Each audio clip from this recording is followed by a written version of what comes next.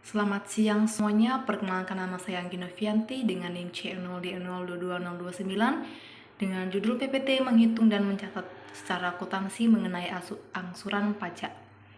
Baiklah, materi pertama itu pengertian PPh pasal 25. PPh pasal 25 merupakan pembayaran pajak penghasilan yang harus dibayar secara sendiri oleh wajib pajak secara angsuran setiap bulan, sehingga wajib pajak tidak memiliki beban utang pajak yang besar dan harus dibayar sekaligus pada saat batas waktu pembayaran SPT tahunan pajak penghasilan. Yang kedua, penghitungan umum PPh pasal 25. Sistem perpajakan di Indonesia menganut self-assessment, di mana pemerintah mempercayakan sepenuhnya perhitungan pajak kepada masing-masing wajib pajak. Bagi pengusaha baru tentunya memerlukan pemahaman awal mengenai bagaimana cara menghitung kewajiban pajak, yaitu angsuran PPh pasal untuk wajib pajak badan baru. Menghitung PPh pasal 25 didasarkan pada data SPT tahunan pajak sebelumnya. Ini berarti penghasilan tahun ini diasumsikan sama dengan penghasilan tahun sebelumnya. Perhitungan bagi perusahaan baru PPh pasal 25. Bagi perusahaan yang baru didirikan atau baru beroperasi, ketentuan mengenai angsuran PPh pasal 25 diatur dalam PMK 208/PMK 03/2009. Dalam peraturan ini secara garis besar, pelaksanaan angsuran pajak pasal 25 setiap bulan sebelum pelaporan SPT tahunan dihitung dengan cara 1. Laba kena pajak setahun sama dengan laba kena pajak setiap bulan dikali 12 bulan.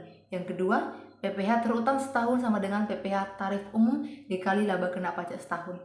Yang ketiga, angsuran PPh setiap bulan sama dengan PPh terutang setahun bagi 12 bulan.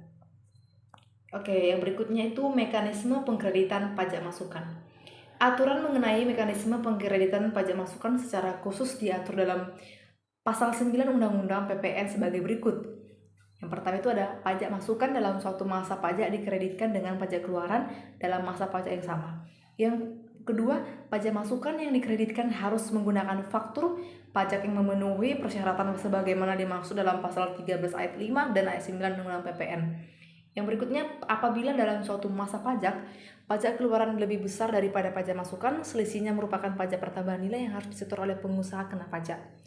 Yang terakhir, sebagaimana apabila dalam suatu masa pajak masukan yang dapat dikreditkan lebih besar daripada pajak keluaran, selisihnya merupakan kelebihan pajak yang dikompensasikan ke masa pajak berikutnya. Atas kelebihan pajak masukan ini dapat diajukan permohonan pengembalian pada akhir tahun buku. Oke, materi berikutnya kelebihan pajak masukan di atas dapat diajukan permohonan pengembalian pada setiap masa pajak oleh 1. Pengusaha kena pajak yang melakukan ekspor BKB berwujud. Yang kedua, pengusaha kena pajak yang melakukan penyerahan BKB dan atau penyerahan JKP kepada pemungut PPN. Yang ketiga, pengusaha kena pajak yang melakukan penyerahan BKB atau penyerahan JKP yang PPN-nya tidak dipungut. Yang berikutnya, pengusaha kena pajak yang melakukan ekspor BKP tidak berwujud. Yang terakhir, pengusaha kena pajak yang melakukan ekspor JKP.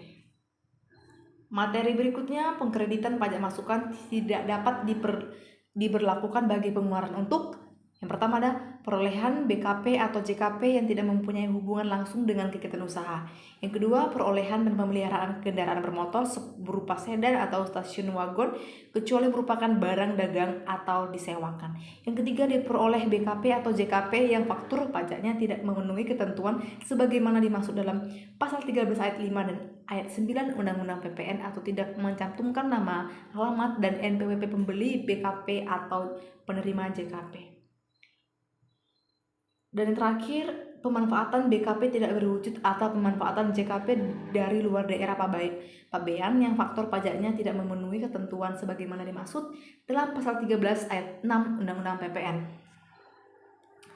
Berikutnya itu pajak masukan yang tidak dapat dikreditkan.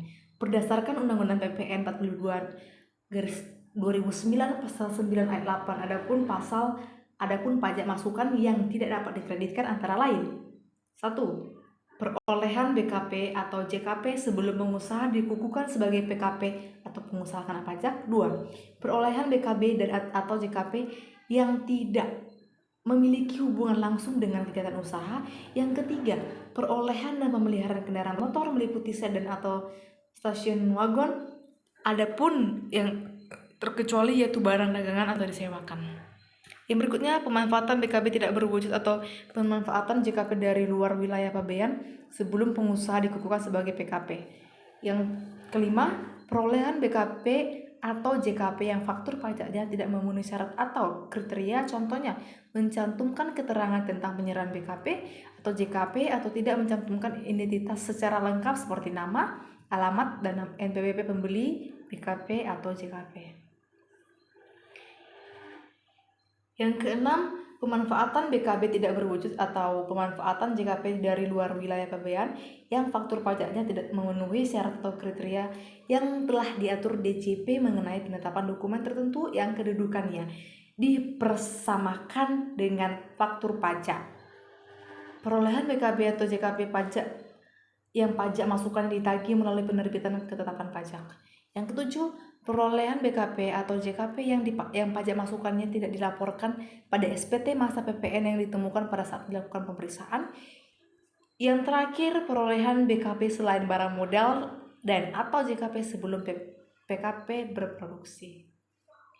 Baiklah, sekian dari saya. Terima kasih.